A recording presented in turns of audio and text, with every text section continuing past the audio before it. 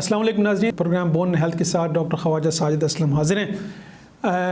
मैं orthopaedic surgeon हूँ, hip और नी रिप्लेसमेंट करता हूँ और जो घुटने के अंदर कैमरा डालते हैं आर्थ्रोस्कोपी वो करता हूँ और फ्रैक्चर्स को मैनेज करता हूँ। आज जिस टॉपिक पे मैं बात करना चाह रहा हूँ वो है हैंड्स डिफॉर्मिटी।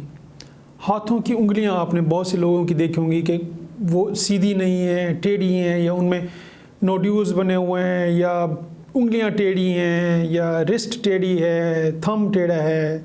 यूरोप में आर्थोपेडिक में हैंड जो है ना वो एक अलग स्पेशलिटी में आता है, सब स्पेशलिटी में आता है।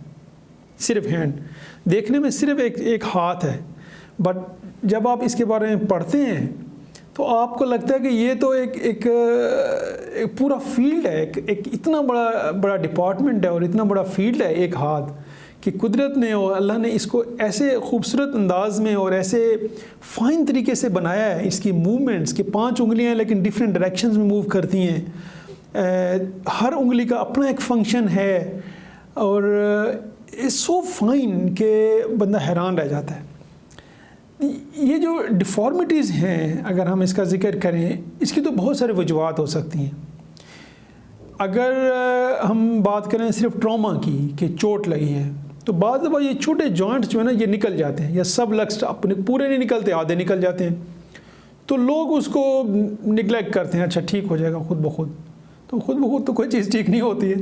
तो टाइम के साथ साथ ज़्यादा अरसा गुजर जाए तो वो वहीं पे डिफ़ॉर्म्ड हो जाते हैं, वहीं पे हील तो हो जाते हैं, फिक्स हो जाते हैं, फिर आपको मूवमेंट में प्रॉब्लम होता है या डिफ़ॉर्मिटी नज़र आती है।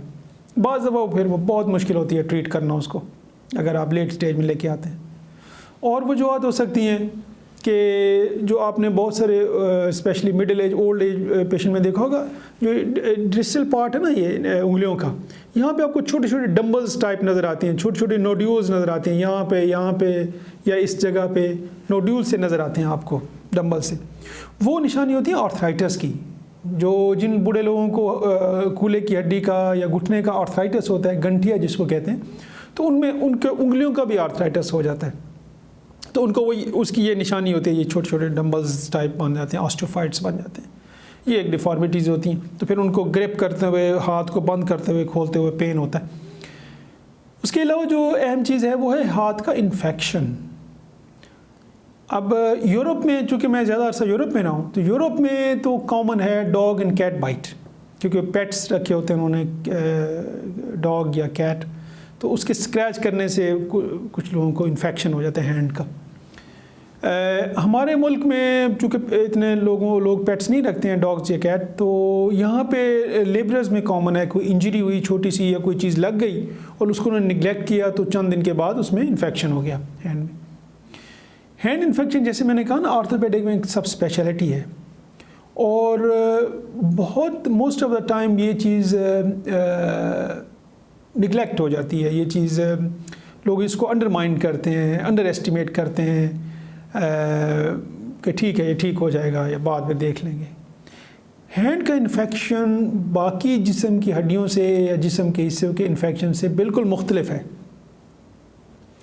यही इन्फेक्शन जो हाथ का इन्फेक्शन है, और यही इन्फेक्शन अगर आपको थाई में या लेग में हो जाए तो उसको हड्डी तक पहुंचने में, टेंडन्स तक पहुंचने में, या आपको डिफ़ॉर्मिटी और पेन देने में कुछ वक्त लगेगा, 2-3 लग सकते हैं, हफ्ता लग सकता है। लेकिन हाथ का अगर चोट है और उसमें इन्फेक्शन हो तो वो वेरी क्विकली विदिन 24 आवर्स और मैक्सिमम 2 दिन के अंदर अंदर आपको इन्फेक्शन की साइन सिम्टम शुरू हो जाती हैं।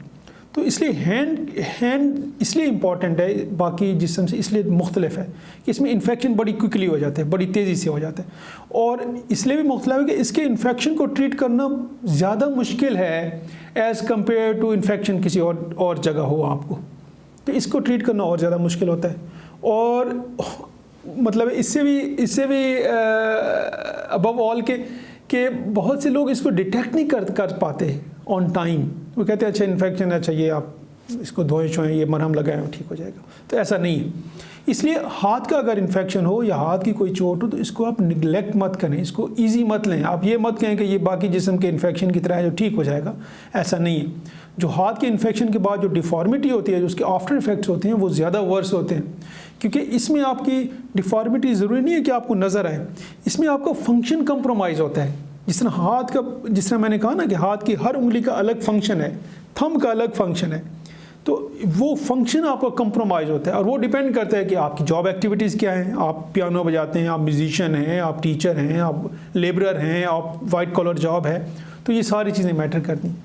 तो सिर्फ ये पब्लिक अवेयरनेस प्रोग्राम करने का मकसद सिर्फ ये है कि आप इसको कभी लाइट मत लें। हैंड का कोई इन्फेक्शन, कोई डिफॉर्मिटी, कोई पेनफुल कंडीशंस हैं, इसको लाइट मत लें। डिस्प्ले पे मेरा नंबर है, इन केस किसी ने कांटेक्ट करना है या अपॉइंटमेंट लेनी है, यू आर मोस्ट वेलकम।